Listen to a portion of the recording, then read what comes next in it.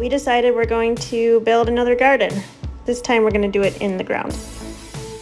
So right now we have a raised garden bed that he built for me last fall, but I quickly found out that I need a lot more real estate for everything that I want to grow. So there is this area behind our garage that we basically have been using as a dumping ground for wood and, you know, just excess materials from projects.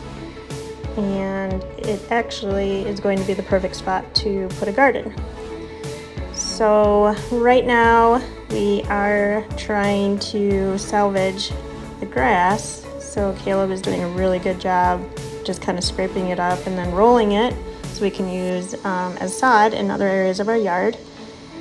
Vic has been keeping us company. It's so funny that that's where he decided that he wanted to lay.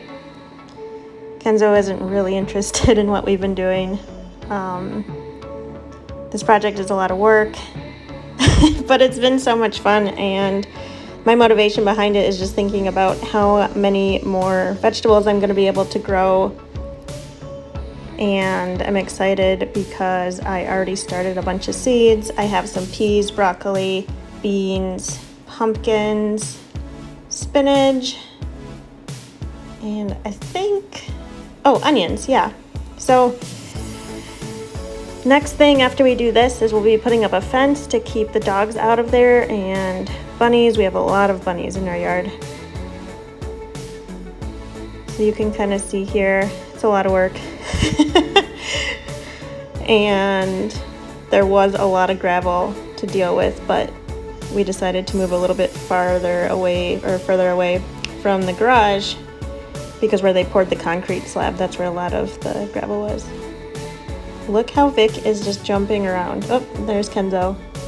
Finally excited what we're doing. This is probably way more interesting than it is for you, but I like documenting this stuff.